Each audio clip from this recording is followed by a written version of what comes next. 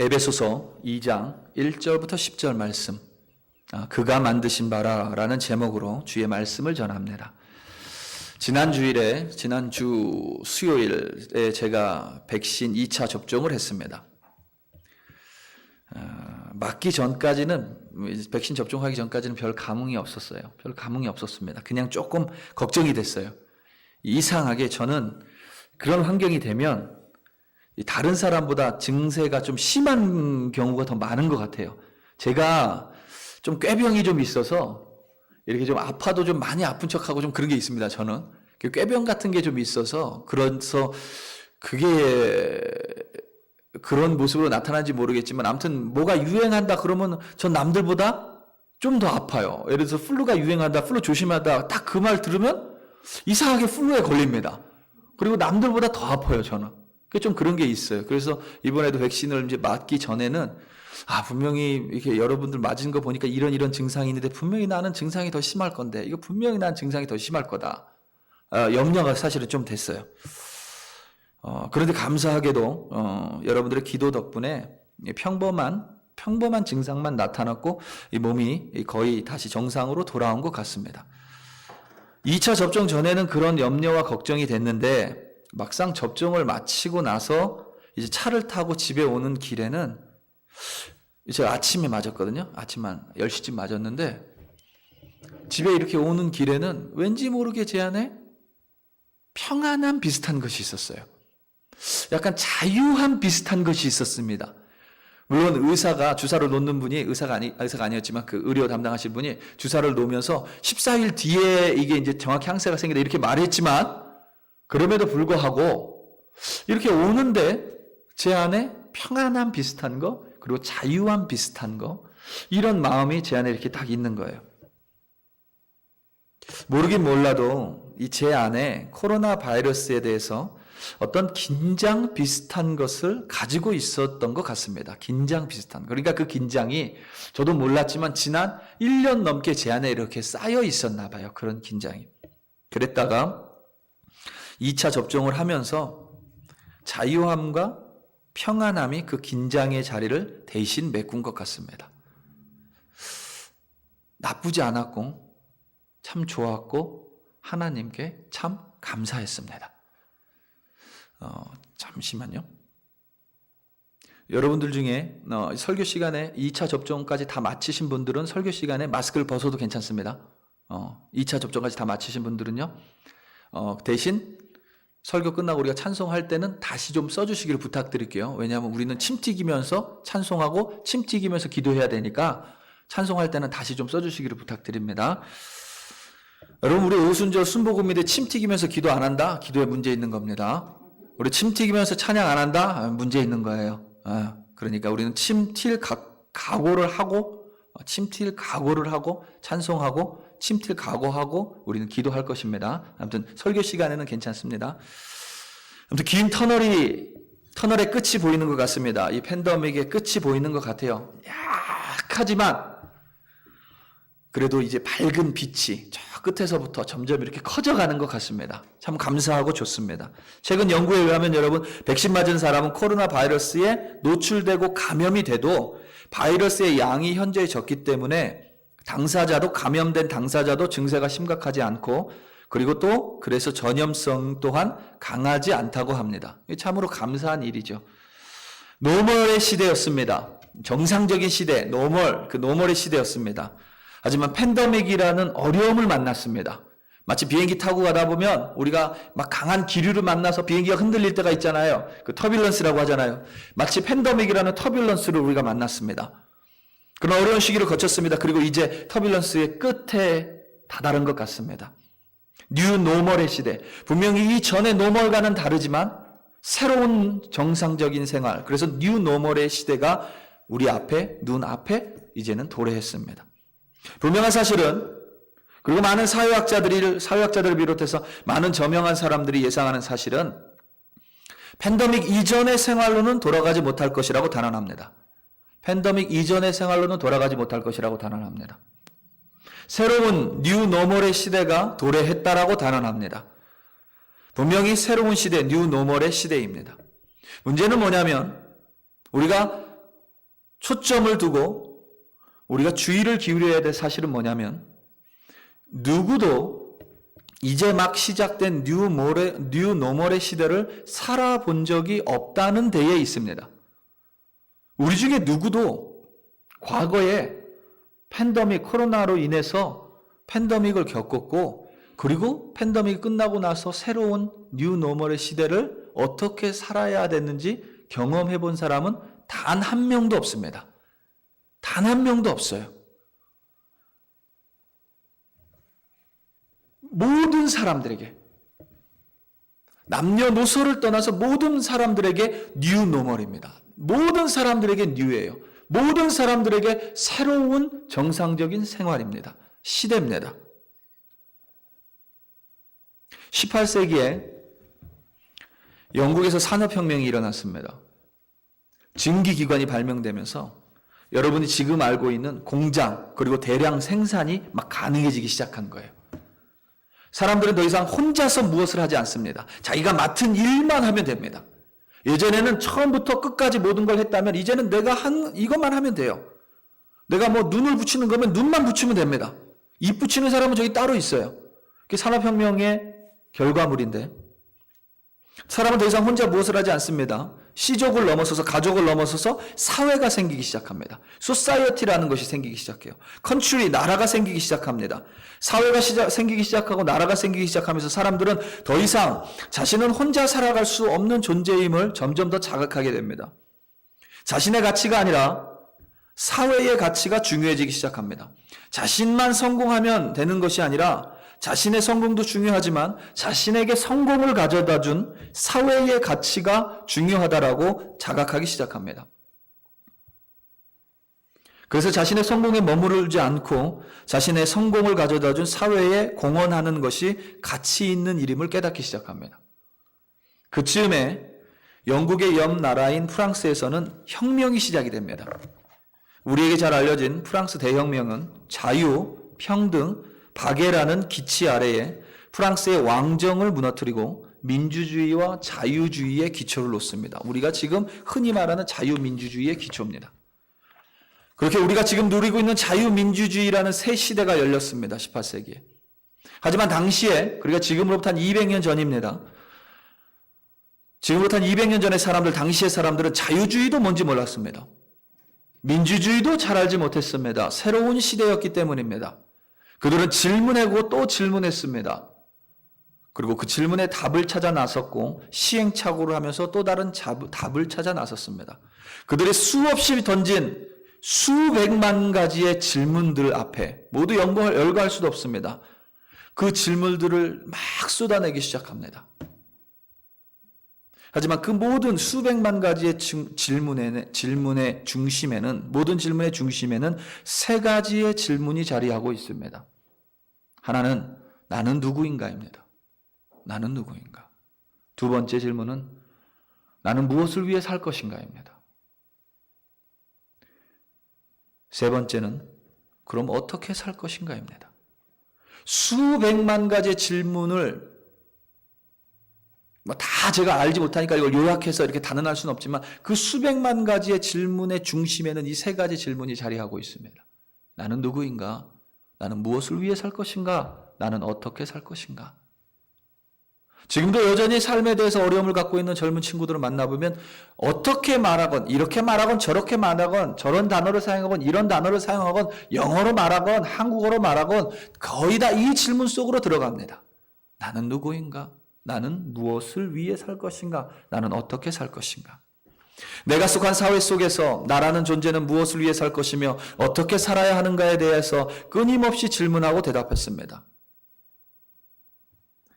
그래서 우리가 아는 철학이 이 18세기 이후 산업혁명과 프랑스 대혁명 이후로 급속하게 발전하게 됩니다. 신은 죽었다. 우리 다 한 번씩 들어봤잖아요. 신은 죽었다. 죽었다고 말한 니체. 18세기 산업혁명과 프랑스 혁명 이후의 사람입니다. 우리가 잘 아는 사회주의를 주창한 마르크스, 우리 공산주의, 마르크스주의 다 그때 나온 겁니다. 최대 다수의 최대 행복 다 그때 사람입니다. 죄와 벌을 지은 도스토옙스키, 인간을 아주 극도로 묘사한 작가인데 다 그때 사람입니다. 전쟁과 평화, 톨스토이도 그때 사람입니다. 실존주의, 내가 실존하기 때문에 존재한다. 나는 실존에 대해서, 내 감정에 대해서, 실존주의, 전체주의로 인해서 여러분 2차 세계대전, 1차 세계대전, 2차 세계대전, 공산주의, 이런 철학 사상들이 그때 줄줄이 나옵니다. 왜냐하면 사람들이 너무 어려웠습니다. 힘들었습니다.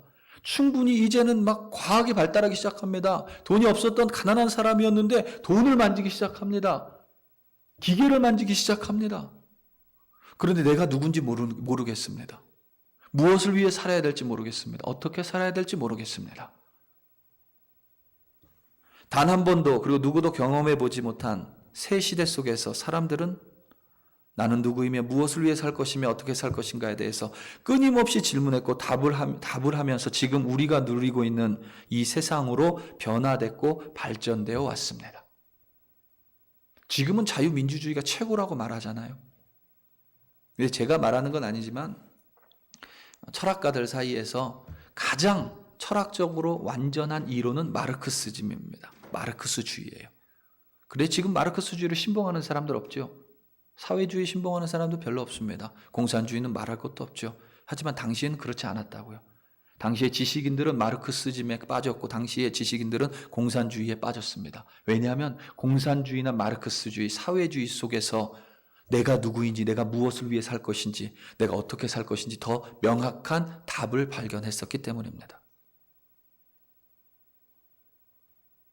하지만 우리는 시대를 겪으면서 질문을 계속하면서 그 질문에 대답을 하면서 지금 우리는 깨달았죠. 자유민주주의가 가장 좋은 거구나. 이렇게 깨달아온 것입니다. 팬데믹이 이제 종료되고 뉴노멀의 시대가 돌아오면서 사람들은 또 수많은 질문을 쏟아낼 것입니다. 교육은 어떻게 될 것인가? 상업은 어떻게 될 것인가? 정치는 어떻게 될 것인가? 수많은 질문을 쏟아낼 것이에요. 하지만 여전히 그 수많은 질문의 중심에는 이 세 개의 질문이 자리하고 있을 것입니다. 나는 누구인가? 나는 무엇을 위해 살 것인가? 어떻게 살 것인가? 우리 기독교의 희망이 있는 이유는 저는 다시 기독교의 부흥이 올 거라고 믿습니다. 제가 기독교의 부흥이 올 거라고 믿는 이유는 단지 감정이 단지 그럴 것 같아. 그런 느낌이 있어. 그런 조짐이 있어. 이런 것이 아니라 다시 한번 나는 누구인가, 무엇을 위해 살 것인가, 어떻게 위해 살 것인가라고 고민하는 이들에게 정답을 줄 수 있는 것이 하나님의 말씀밖에는 없기 때문입니다. 하나님의 말씀은 명확하게 그 세 질문에 대해서 답을 내려줍니다. 복잡하지 않습니다. 간단합니다. 그렇기 때문에 더더욱 그 답을 찾고 있는 사람들이라면 우리가 내미는 복음의 손에 반응할 줄로 저는 믿습니다.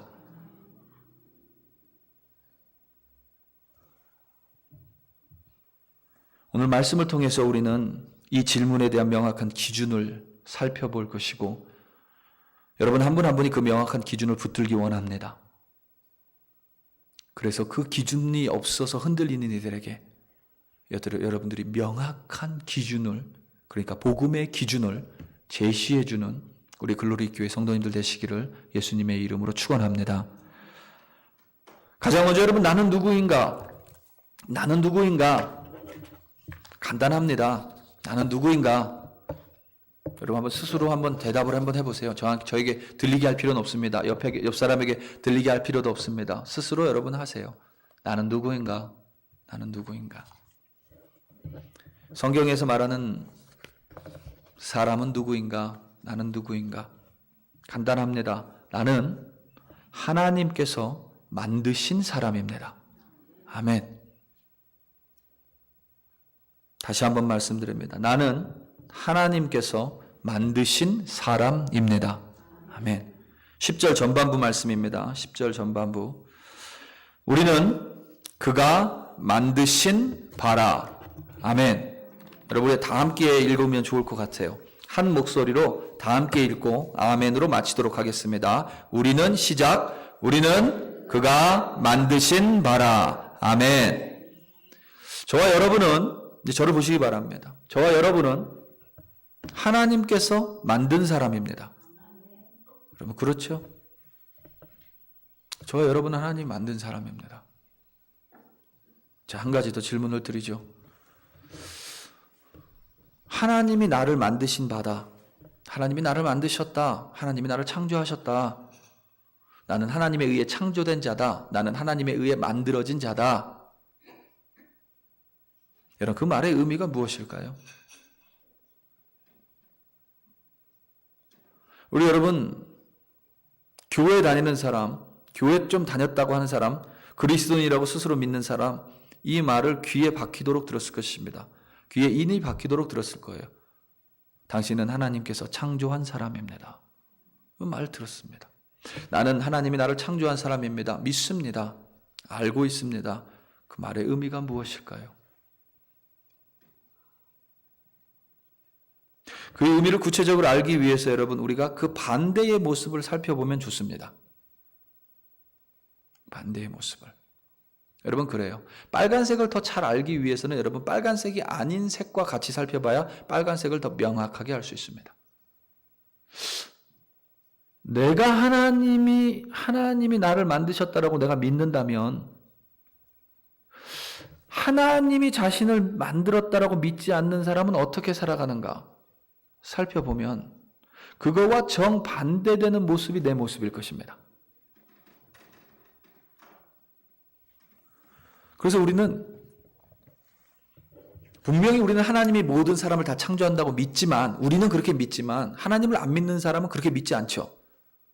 자기가 하나님이 자기를 창조하셨다고 믿지 않습니다. 그 사람들은 어떻게 살아가는가를 보면 그 사람과 반대되는 모습, 바로 그것이 하나님이 자신을 창조했다라고 믿는 사람의 진짜 모습이겠죠. 오늘 말씀 1절부터 3절입니다. 그는 허물과 죄로 죽었던 너희를 살리셨도다.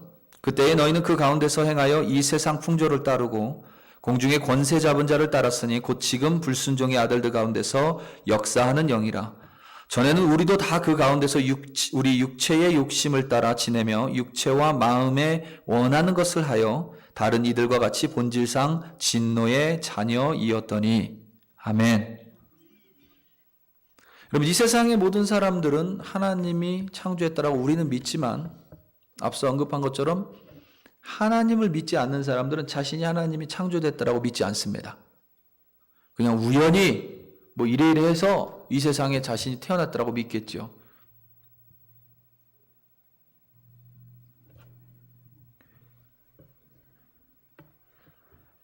그렇게 하나님이 자신을 창조했다라고 믿지 않는 사람들, 하나님이 자신을 만들었다라고 믿지 않는 사람들은 세상의 풍조를 따르는 사람들입니다. 세상의 풍조를. 세상의 풍조는 뭐냐면 곧 육체와 마음의 욕심에 따라 사는 사람입니다. 그래서 그들은 본질상 불순종의 사람이고 진노의 자녀들입니다. 이걸 한마디로 말하면 뭐냐면 세상의 풍조는 내가 중심입니다. 내가 가장 중요합니다. 특히 요즘 세상 여러분, 내가 나, 영어로 여러분 I 메시지라고 하는데, 나를 얼마나 중요하게 여기라고 말하는지 모릅니다. 세상의 메시지는. 내가 이렇다. 건들지 마라. 내가 이런 감정이다. 그러니 내 눈치 봐라. 내가 이걸 원한다. 그러니까 그거 건들지 마라.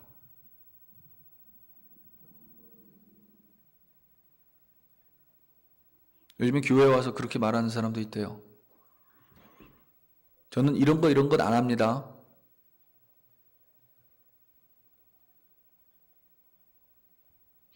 우리 남편은 그런 거 좋아하니까 우리 남편 시키세요. 나는 그런 건 안 합니다. 처음 만나면서.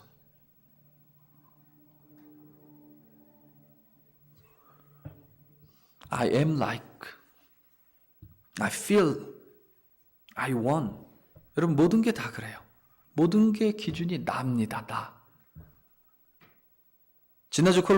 지난 주일에 여러분 콜로라도 스프링스에 총기 사건이 있었죠. 난사 사건입니다.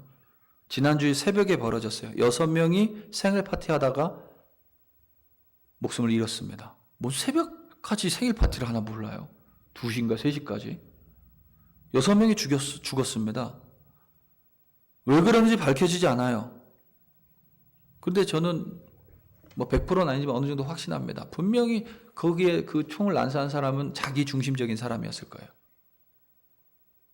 혐오 범죄 여러분 많죠? 요즘 조심하잖아요. 요즘 참 공원 가기도 무섭습니다. 저 같은 사람도 여러분 약간 의식이 되면 여러분들은 더 의식이 될 거예요. 왜냐하면 저는 등치도 크잖아요. 한국 사람처럼 생기지 않았잖아요. 그래도 저도 눈치가 보여요. 약간. 사람들의 어떤 이런 에어가 좀 달라진 것 같아요. 공원 같은 데 가봐도. 저희 아내 같은 사람은 참 기도하고 갑니다. 왜냐하면 꼭 그런 사람들이 조그만 사람들을 노려요. 그러니까 여러분들도 내가 좀 작은 것 같다 그러면 항상 기도하고 조심하셔야 돼요. 여러분 주변에 믿지 않는 사람들한테 여러분 그렇게 복음 전해세요. 야, 기도 안 하고 요즘 어떻게 마트 가냐? 여러분 진짜 그래요.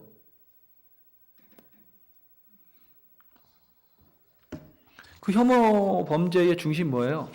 나예요. 내가 너 싫다는 거예요. 너가 뭘 했고 상관없다. 그냥 내가 너 싫다는 거예요.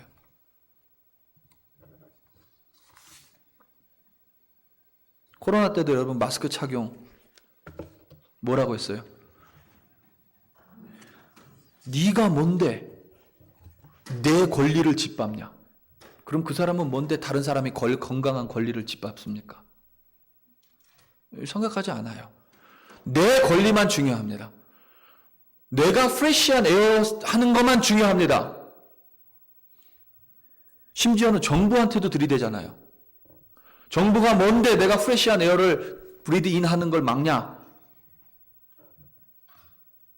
내가 중요하다는 거예요. 여러분 방역에 성공한 나라들 보세요. 한국, 대만, 싱가포르, 일본, 유럽 국가 중에서는 유일하게 독일이죠. 그래도 방역에 성공했다는 평가를 듣는 나라가, 여러분 방역에 성공했다는 평가를 듣는 나라는 개인주의 나라들이 없습니다. 전부 공동체를 더 중요시하는 아시아 문화에 속한 나라들이 더 많아요. 우연이 아니라고 저는 생각합니다.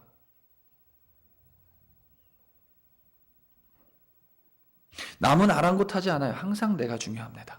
항상. 세상의 풍조예요. 점점 더 심해질 겁니다. 점점 더. 여러분 요즘 가끔 그런 혐오 범죄도 마찬가지지만 한국 뉴스나 이런 데 많이 보면 미국도 마찬가지지만 사이코패스, 소시오패스 이런 말 많이 듣죠. 사이코패스, 소시오패스.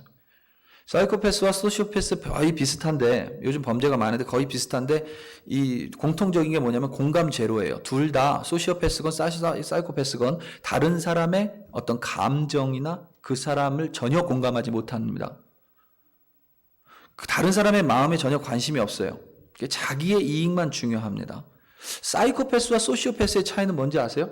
사이코패스는 뭐 한국어로 번역하면 기자가 이렇게 번역을 했더라고요. 정신병 질자. 그러니까 정신병이라는 거예요. 사이코패스는. 그래서 여러분 사이코패스는 주변에 의외로 없어요. 사이코패스는 주변에 의외로 없습니다. 왜냐하면 이 사람들은 완전히 약간 사이코잖아요. 정신병이 있는 사람들이에요. 그래서 갑자기 미친 짓을 하는 거지 항상 이렇게 숨어 있습니다. 그리고 나오지 않아요. 그리고 그냥 나와도 이 사람의 반사회적 행동이 너무 강하기 때문에 쉽게 우리가 눈치채요. 사이코패스라는 사람들은. 근데 진짜 무서운 사람들은 여러분 소시오패스입니다. 소시오패스는 사회성 질환이에요. 그래서 이 사람들은 정신질환이 아니에요. 대부분의 소시오패스들은 여러분 굉장히 똑똑합니다. 굉장히 똑똑해요. 소시오패스는 양심의 가책을 느끼지 않아요. 그리고 소시오패스가 더 위험한 이유는 뭐냐면 그 사이코패스는 그냥 상관하지 않고 그냥 자기 세상에 들어가 있는 사람들인데 소시오패스는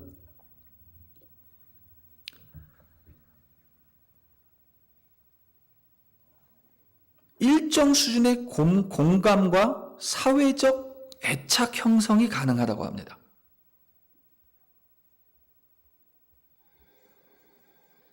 무슨 말이냐면 사회 속에서 이들은 자신을 잘 감추고 있다는 거예요. 사회 속에서. 잘 감추고 있는데 이들의 중심은 뭐예요? 다른 사람에 대해서 공감하지 못합니다. 그래서 위험해요. 더 소시오패스가. 소시오패스는 사람들의 관심을 받는 걸 굉장히 좋아해요. 사회 속에서.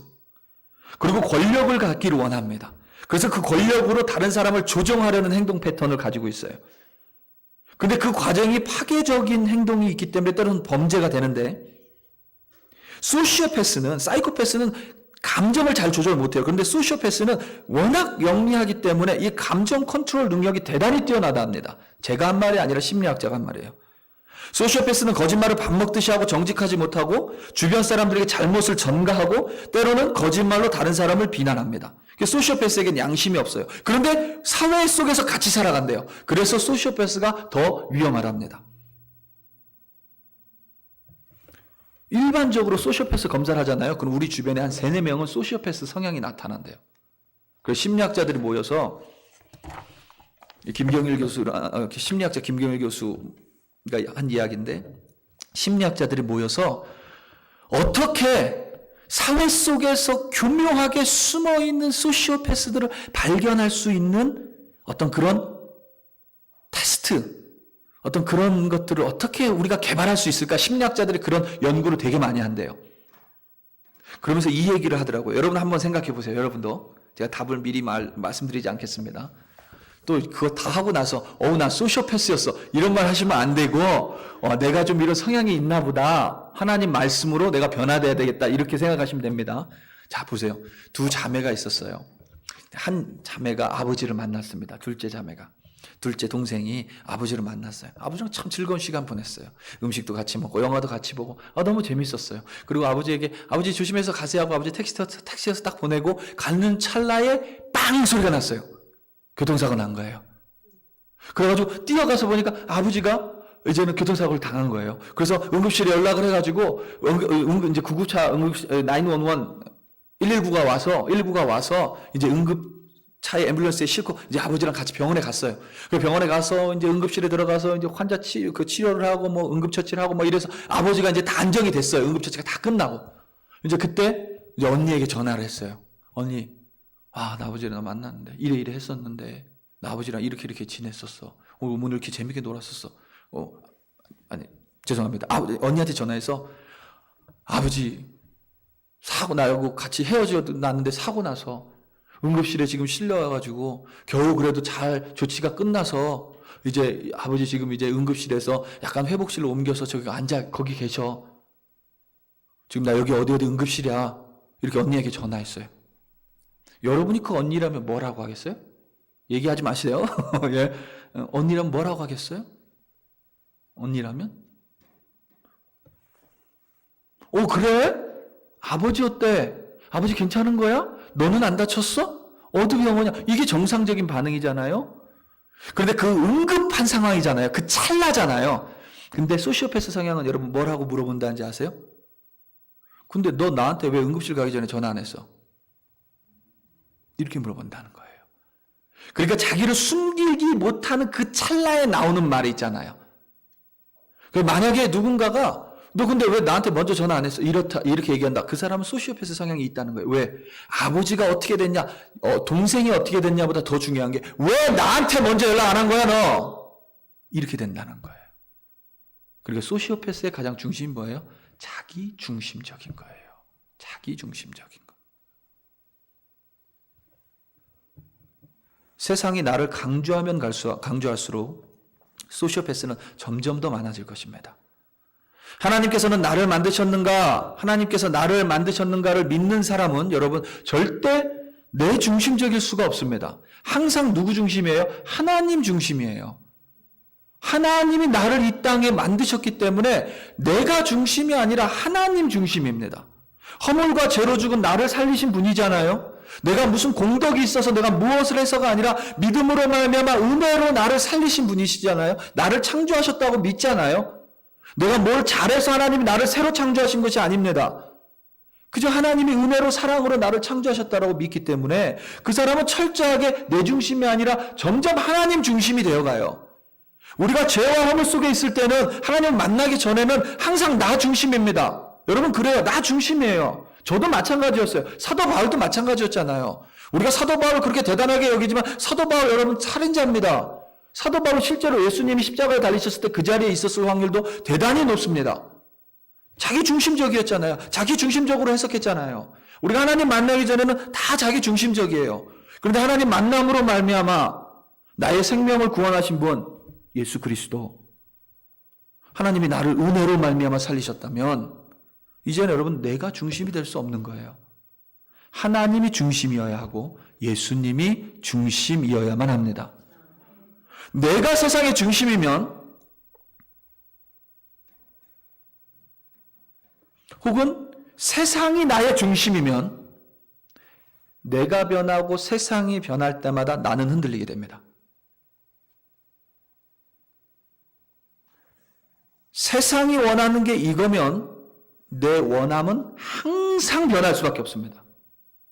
세상이 원하는 사람이 이런 사람이라면 나는 항상 그거에 맞춰서 날 변화시킬 수밖에 없습니다. 요즘 여러분 한국 TV나 이런 거, 한국 사람들은 패션에 좀 민감하죠. 한때 여러분 한국 사람들이 어떤 옷을 입었어요? 한국 젊은이들이 스키니진을 입었습니다. 스키니진. 모든 이렇게 딱 몸에 붙는 옷을. 여러분들 실제로 뉴욕이나 LA에 대도시 가면 그 젊은 친구들 전부 다 딱 붙는 옷 입고 다니잖아요. 근데 지금 이제 20대들 세대들은 바뀌었어요. 그래서 무슨 옷 입어요? 헐렁헐렁한 옷 입습니다. 그래서 요즘 TV에 보면 헐렁헐렁한 옷이 훨씬 더 많이 나오죠. 세상이 나의 중심이 되고 내가 내 중심이 되면 세상은 항상 변하기 때문에, 그리고 나도 항상 변하기 때문에 나는 항상 변할 수밖에 없는 거예요. 그 변화 속에서 나는 항상 쳇바퀴 돌듯이 돌아가는 사람이 될 수밖에 없습니다. 그게 맞춰 살아가는 사람이 될 수밖에 없어요. 내가 잡고 있는 축이, 내 욕심이 변하면 내가 변합니다. 내 원하는 것이 바뀔 때마다 흔들립니다. 내가 잡고 있는 축이 변하니까 나도 항상 가변하는 거예요. 하지만 나는 하나님께서 만드신 사람이라고 믿는 사람은 그 중심이 하나님이에요. 중심이 하나님. 기준이 하나님입니다. 하나님은 어떤 분이세요? 변하지 않는 분이세요. 변하지 않기 때문에 우리가 하나님을 뭐라고요? 진리라고 이야기하잖아요. 하나님이 변한다 그러면 우리는 진리라고 말하지 않을 것입니다. 왜냐하면 진리는 변하지 않는 것만 진리라고 하기 때문입니다. 하나님 변하지 않기 때문에 진리예요. 하나님이 중심으로 잡고 있으면 어때요? 변하지 않는 거예요. 하나님을 축으로 돌고 있으면 흔들리지 않습니다. 하나님이 나의 삶의 기준이 되면. 여러분 18세기에만 세상이 드라마틱하게 변하는 게 아니에요. 산업혁명 이후, 프랑스 대혁명 이후에만 세상이, 사람이, 사회가 드라마틱하게 변한 것이 아닙니다. 18세기 이전에도 세상은 드라마틱하게 변했어요. 때로는 빙하기가 온 적도 있습니다. 사회는 드라마틱하게 변했어요. 사람도 드라마틱하게 변했습니다. 모양도 변했습니다. 안 변한 거 없어요. 다 변했습니다.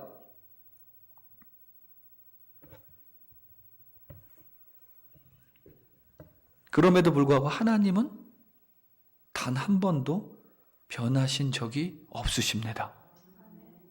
출애굽기를 우리가 지금 살펴보고 있는데 출애굽하셨을 때 나타나셨던 여호와 하나님이 지금 저와 여러분의 여호와 하나님인 줄로 믿습니다. 그때 홍해를 가르신 분들은 여러분들의 앞에 놓여있는 건널 수 없는 바다 앞에서도 홍해를 가르실 수 있는 능력의 하나님이신 줄 우리는 믿습니다. 그 불변의 진리이신, 단 한 변도 변한 적 없으신 그 불변의 진리이신 하나님을 중심으로 사는 사람, 바로 그 하나님이 나를 만드셨고 그것을 믿는 믿음으로 사는 사람은 어떤 또 다른 뉴노멀의 시대, 지금 뉴노멀의 시대가 끝나고 또 다른 뉴노멀의 시대, 4차 산업혁명, 교육혁명, 뭐가 오든지 어떠한 겉모습이 바뀌든지 또 다른 뉴의 노멀이 오든지 하나님을 중심으로 그 축을 잡고 사는 사람은 절대 흔들리지 않습니다. 여기에 여러분들의 소망이 있고 우리 기독교의 소망이 있습니다. 세상이 나의 기준이 아니고 내 자신이 내 기준이 아니기 때문입니다. 바로 하나님이 내 삶, 내 존재의 기준이기 때문입니다. 이처럼 여러분, 우리는 하나님의 만드신 바라, 곧 하나님께서 나를 만드셨다는 사실을 알고 있는 사람, 믿고 있는 사람이 바로 더 이상 내가 중심이 아닌 하나님을 중심과 기준으로 붙들고 나의 삶을 살아가는, 바로 하나님이 나를 만드신 바를 믿는 사람의 모습입니다.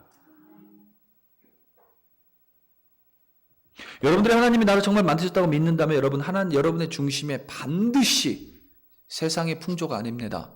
세상이 원하는 세상의 메시지가 아닙니다. 하나님이 주시는 메시지, 변하지 않는 메시지, 그리고 내 삶을 일으켜 세워줄 수 있는 메시지, 내 삶을 이끌어주는 메시지, 바로 그 하나님이 여러분의 마음 한 중심에 반드시 자리하고 있어야만 합니다. 이 첫 번째 질문, 나는 누구인가에 대한 대답, 나는 하나님이 만드신 사람입니다. 이 대답을 명확하게 가지고 있는 사람, 이 정답을 명확하게 가지고 있으면 두 번째 질문에 대해서는 의외로 쉽게 정답을 얻을 수 있습니다. 두 번째 질문이 뭐예요? 나는 무엇을 위해 살 것인가? 자, 보세요. 나는 누구인가? 나는 무엇을 위해 살 것인가? 여러분, 사실 이것은 두 개의 다른 질문이 아니라 하나의 질문에 연결된 또 다른 질문의 형태입니다. 예를 들면 이런 거예요. 나는 축구 선수입니다. 나는 축구 선수예요. 나는 누구인가? 나는 축구 선수입니다. 그럼 나는 뭐를 위해서 살아요? 축구를 위해서 삽니다. 나는 내 자신을 축구 선수라고 봅니다. 근데 나는 야구를 위해서 살아요? 그럼 여러분, 이게 뭐가 맞지 않는 거예요. 나는 사랑의 사람인데, 나는 나를 사랑의 사람으로 보는데, 나는 누구인가? 나는 사랑의 사람입니다. 그런데 나는 미워하면서 살아요. 그러면 여러분, 나는 사랑의 사람이 아니에요. 절대 아닙니다. 내가 뭘 하고 변명을 하고 나는 사랑의 사람이 아니에요. 왜냐하면 미워하면서 살기 때문에. 그렇기에 여러분, 나는 누구인가와 나는 무엇을 위해 사는가는 항상 같은 방향이어야만 합니다. 항상 같은 모습을 가지고 있어야 해요. 항상 같은 대답을 내놔야만 합니다. 만약에 이 두 질문이 서로 다른 방향을 하게 움직이게 되면, 서로 모순되는 대답을 하게 되면, 그것을 가리켜서 여러분 자기 괴리감이라고 부릅니다. 자기 괴리감. 나의 생각에 나는 이런 사람인데 내가 사는 모양은 저런 모습입니다. 그러면 사람들은 나를 이런 사람으로 보지 않아요. 나를 저 사람으로 봅니다. 그럼 나는 내 생각에 이 사람이라고 생각하는데 사람들은 나를 저 사람이라고 봐요. 이 두 사이에 간격이 생기죠. 이걸 자기 괴리감이라고 합니다. 이 자기 괴리감이 커지면 커질수록 세상에 대해서 불만을 갖게 되고 이웃을 사랑하기가 힘들어지게 되고 내 자신이 점점 힘들어집니다. 이게 커지면 커질수록. 하나님이 나를 만드셨다는 그 진리를 내가 믿는 바로 그 믿음의 사람으로 산다면 나는 무엇을 위해서 살아야 하는가? 바로 선한 일을 위해서 사는 것입니다. 선한 일을 위해서. 오늘 말씀 10절, 여러분 10절을 한번 보시고 우리가 처음부터 끝까지 10절 말씀을 읽고 아멘으로 마치기 원합니다. 10절입니다. 처음부터 끝까지 우리는 시작. 우리는 그가 만드신 바라 그리스도 예수 안에서 선한 일을 위하여 지으심을 받은 자니 이 일은 하나님이 전에 예비하사 우리로 그 가운데서 행하게 하려 하심이니라. 아멘. 나는 무엇을 위해 사는가? 나는 누구인가? 하나님이 나를 창조한, 나는 하나님의 창조에 의해서 하나님이 나를 만든 사람입니다. 그럼 나는 무엇을 위해 사는가? 나는 선한 일을 위해서 삽니다. 선한 일을. 선한 일은 여러분 여기서 단순히 자비로운, 우리가 불쌍한 사람 좀 도와주는 이걸 의미하는 것이 아닙니다. 궁극적으로. 그것은 여러 모양의 모습이지 궁극적인 선한 일은 아닙니다. 그것이. 궁극적으로 선한 일은 뭐냐면 하나님이 나를 만드셨음을 믿잖아요. 그 사람이 할 수 있는 가장 선한 일, 가장 첫 번째 선한 일. 여러분, 그게 무슨 일일까요? 여러분이 내가 하나님이 나를 만드셨다라고 믿는데, 그래서 나는 선한 일을 하기 위해서 창조됐는데, 만들어졌는데, 그럼 내가 할 수 있는 선한 일 중에 가장 선한 일이 무슨 것인가? 내가 할 수 있는 선한 일의 첫 시작은 무엇이 되어야 하는가? 단순히 내 가정을 돌보는 것, 내 자녀를 돌보는 것, 부모를 돌보는 것, 그건 사실 선한 일이 아니죠. 그건 그냥 돌입니다. 가정으로서의 돌이에요. 그러면 저기 홈리스를 도와주는 것, 저 불쌍한 사람과 뭘 나누는 것, 물론 그것도 선한 일이 될 수 있지만, 그거는 선한 일의 저 밑에예요. 차고 올라가서 선한 일의 가장 먼저, 선한 일의 가장 중심. 그 선한 일은 뭘까요? 간단합니다, 이것도. 절대선에서 시작을 하는 거예요. 절대선. 내가 할 수 있는 가장 첫 번째 선한 일은 절대선 앞에 순복하는 거예요. 절대선 앞에 순복하는 거. 절대선은 누구예요? 하나님이십니다. 완벽한 선, 하나님이에요. 그래서 내가 할 수 있는, 내가 하나님이 나를 창조하셨다고 믿는다면 내가 할 수 있는 가장 선한 일, 그리고 내가 해야 되는 선한 일의 가장 첫 시작은 뭐예요? 절대선이신 하나님 앞에 가서 무릎 꿇는 거예요. 이 절대선이신 하나님 앞에 가서 무릎 꿇는 일이 없으면 내가 하는 그 어떠한 것도 결국 내 이기심을 위한 일밖에 안 됩니다. 결국 대가를 바라는 일밖에 안 돼요. 내 자아 만족감 이거밖에 안 됩니다. 왜 요즘에 교회에서 봉사하는데 자꾸 문제 생기는지 아세요? 왜 자꾸 교회에서 봉사하는데 교회에서 봉사하는 사람 없어지는지 아세요? 교회에서 봉사하는 걸 자꾸 자기 만족감으로 대체합니다. 교회에서 봉사는 자기 만족감으로 하는 거 아니에요. 예수님이 나를 위해서 봉사하셨기 때문에 목숨 내놓고 그리스도인이라면 당연히 봉사하는 거예요. 마치 내 자아 실현을 위해서 교회에서 봉사한다고 하죠. 그러니까 교회 와서 봉사하다가 자아 실현 안 되면 시험 받는 거예요. 그리고 이 교회 와서 뭐 봉사를 통해서 내 자아 실현 별로 할 거 없어. 그럼 아예 안 합니다. 그래서 자꾸 봉사에 문제가 생기는 거예요. 봉사할 사람도 없어지는 거고. 내가 할 수 있는 가장 선한 일, 하나님이 나를 창조하셨다고 믿는다면 내가 시작할 수 있는 가장 첫 번째는 여러분, 완전히 선하신 하나님 앞에 무릎 꿇는 것부터 시작이 되는 겁니다. 제가 금요일날도 얘기했었지만 5만 번 기도 응답받던 조지 뮬러 기도의 5가지 법칙. 첫 번째 법칙이 뭐예요? 뭔 것 같아요, 여러분? 제가 언젠가 한번 얘기한 적이 있는데 첫 번째 법칙이 뭔지, 기도에 5만 번 응답받았대요. 참 그걸 세봤나 봐요, 또 조지 밀러는. 첫 번째 뭔지 아세요? 조지 밀러가 얘기한 첫 번째, 기도해라. 기도해라. 너무 당연한 건데 기도의 응답을 받으려면 기도를 해야 돼요.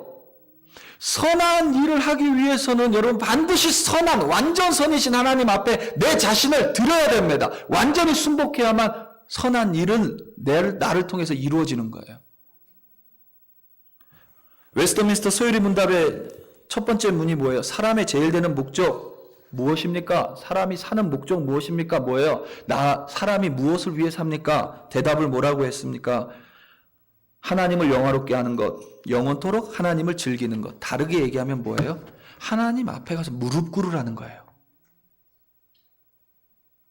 이것을 여러분 좀 우리에게 맞는 용어로 말하면 이렇습니다. 하나님 앞에 무릎 꿇는 거, 절대선 앞에 가서 하나님을 영화롭게 하는 건 뭐예요? 우리에게 맞는 용어로 하면 하나님을 예배하라는 거예요. 하나님 앞에 나와 무릎 꿇고 기도하라는 겁니다. 하나님께서 나를 만드셨다고 믿는 사람은 선한 일을 위해 살아갑니다. 선한 일 중에서 가장 선한 일은 절대선이신 하나님을 예배하고 하나님께 기도하는 일입니다. 그리고 거기서부터 선한 일이 시작돼야만 합니다. 그게 진짜 선한 일이에요. 여러분, 요새 제가 기도에 대해서 많이 강조하죠. 그것도 여러분 모른다 그러면 여러분 진짜 문제가 있는 겁니다. 제가 요즘에 기도에 대해서 굉장히 강조해요. 그 이유가 여러분 여기 있어요. 우리 팬데믹 동안에 여러분 예배 놓치지 않으려고 정말 노력 많이 했습니다. 저 혼자만 한 게 아니라 여러분이 다 같이 노력해 주셨어요. 저를 통해서 이끄시는 하나님의 방향으로 여러분 잘 순종해 주셨어요. 제가 좀 변화하는 것 여러분들 잘 순종해 주셨어요. 그리고 다 같이 저를 서포트해 주시고 저 기도해 주시고 그래서 우리가 예배 무너뜨린 적 한 번도 없고 우리는 오히려 이 팬데믹 톡에서 예배가 더 부흥됐습니다. 예배가 더 뜨거워졌어요. 여러분 그것도 못 느끼신다면 여러분 정말 금식 기도해야 됩니다. 우리 예배 그렇게 뜨거워졌어요. 여러분 어디 나가서 우리 교회 한번 와봐라. 우리 예배 정말 뜨겁게 한다. 자랑스럽게 얘기하셔도 됩니다. 그런데 우리가 지금 기도를 놓쳤어요. 기도 놓치지 않으려고 금요 기도에 우리는 단 한 번도 뺀 적 없습니다. 저 혼자 나와서 여기서 아내하고 둘이 할지라도 기도 한 번도 뺀 적 없어요. 그런데 여러분 우리 금요 기도에 지금 처참합니다. 처참해요. 제가 여러분들에게 그렇게 단호하게 말한 적 없을 거예요. 재직들 필히 참석하세요. 전 그런 스타일 아닙니다. 오죽하면 제가 그렇게 얘기하겠어요. 제가 여러분 금요 기도에 광고 냈죠. 7시에 금요 기도에 있다고. 아무도 안 나왔어요. 늘 나오시던 분 말고 아무도 안 나왔어요. 단 한 사람도 안 나왔습니다. 재직들 중에서는.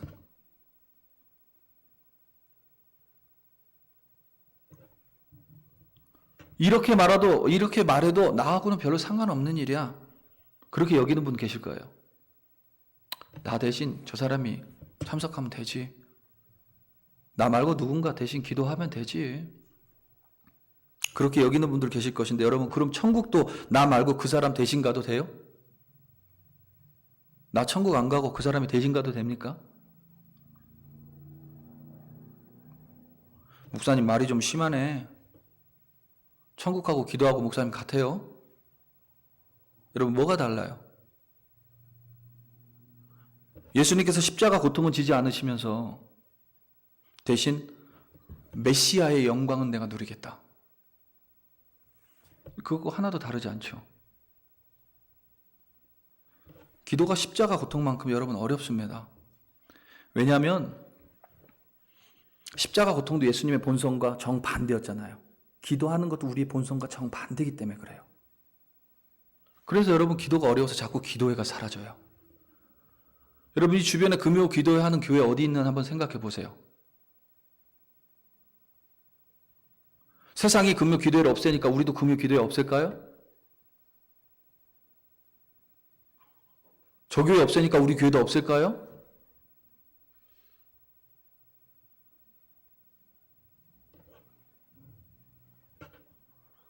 세미나는 여러분 넘쳐납니다. 성경 공부도 넘쳐나요. 컨퍼런스 온라인으로 다 합니다. 기도회 없어요.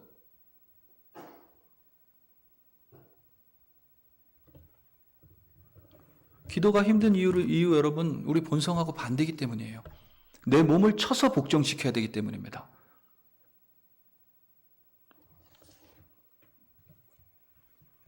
기도가 힘들어요. 나를 위해 여러분 기도해 보세요. 10분도 못 합니다.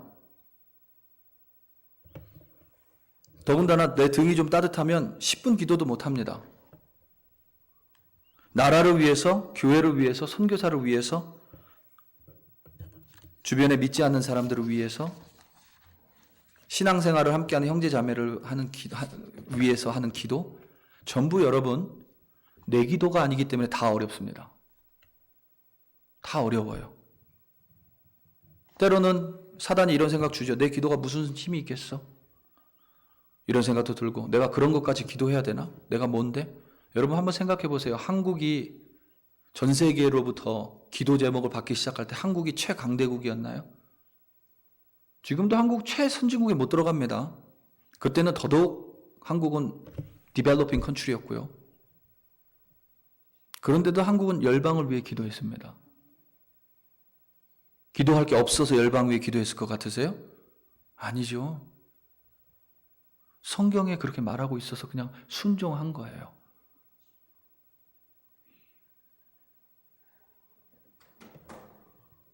선한 일의 가장 중심인 예배, 선한 일의 가장 첫 시작인 기도 없이 여러분 내가 무슨 선한 일을 합니까? 선한 일은 기본적으로 아무 대가를 바라지 않는 일이에요. 여러분이 정말 다른 일을 도와줄 때 대가를 바라지 않고 도와주세요? 최소한 고맙다는 말은 해야지. 최소한 그거라도 받고 싶은 거예요.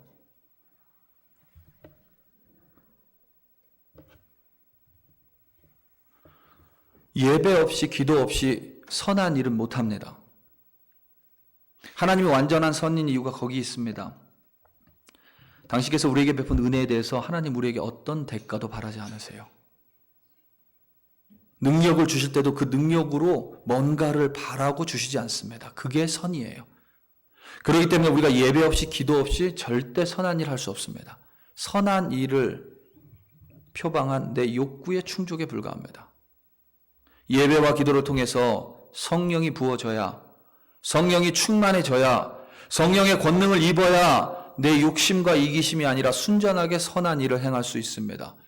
그 시작이, 그 중심이 바로 예배와 기도예요. 그리고 그것이 바로 세 번째 질문에 대한 답입니다. 어떻게 살 것인가?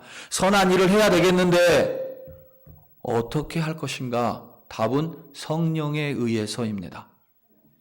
이 세 번째 질문은 다음 주일 이 시간에 더 자세히 나누도록 하겠습니다.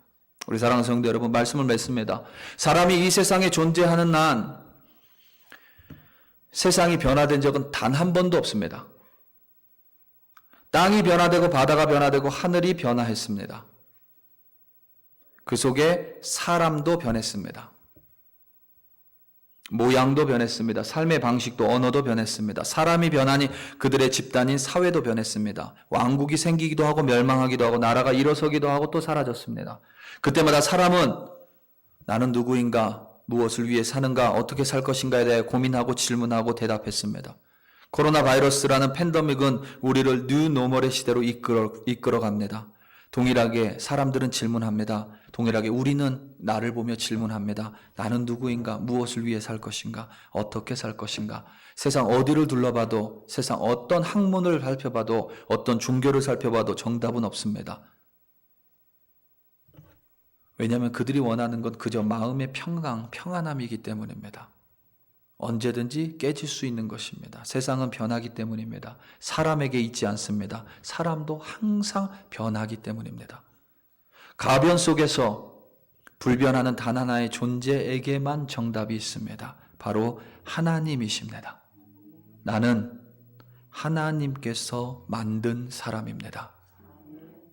나는 선한 일을 위해 사는 사람입니다. 절대 선이신 하나님을 예배하고 완전 선인 하나님께 기도함으로써 선한 일은 내 안에서 시작이 됩니다. 그리고 성령을 통하여 그 선한 일은 반드시 완성될 것입니다. 우리는 하나님의 만드신 바라라는 말씀을 믿는다면 우리 사랑하는 글로리 교회 성도 여러분, 함께 모여 하나님을 예배하십시다. 함께 모여 하나님 앞에 무릎 꿇고 함께 기도하십시다. 다 함께 기도하시겠습니다. 하나님 아버지, 참으로 감사합니다. 하나님을 믿는다 말았고 하나님이 나를 창조했다라고 믿고 있음에도 불구하고 세상의 풍조를 따라 살았고 육신과 마음의 욕심을 따라 산 우리를 용서하여 주시옵소서. 뉴노멀의 시대에 우리는 다시 한번 스스로를 향하여 질문을 합니다. 나는 누구이며 이 뉴노멀의 시대에 무엇을 위해 살아갈 것인가? 어디를 둘러봐도 답을 찾을 수가 없습니다. 왜냐하면 항상 그 답은, 세상의 답은 변하기 때문입니다. 늘 변하는 세상 속에서 변하지 않는 정답은 하나님 밖에는 없습니다. 불변하시는 하나님을 붙들 수 있도록 도와주시옵소서. 그리하여 내가 하나님이 나를 창조하셨음을 믿음으로 말미암아 더 이상 내 자신이 내 삶의 주인이 아니라 하나님이 나의 삶의 주인이시며 내 중심과 기준에 하나님이 있음을 믿고 깨닫고 붙들며 살아갈 수 있도록 도와주시옵소서. 그리하여 하나님께서 맡기신 선한 일을 감당할 때에 가장 먼저 하나님 앞에 무릎 꿇고 완전 선이신, 절대 선이신 하나님을 바라봄으로 말미암아 성령으로 선한 일을 완성하여 주시옵소서. 이렇게 우리가 우리의 삶을 하나님에게 맡기고 살아갈 때에 우리의 끝은 반드시 하나님이 책임져 주실 것이며 반드시 선할 것이며 그리하여 하나님을 대면하는 참된 크리스천이 될 줄로 믿습니다. 오늘도 이 말씀을 우리 마음에 심어 주시옵소서. 예수님의 이름으로 기도드립니다. 아멘.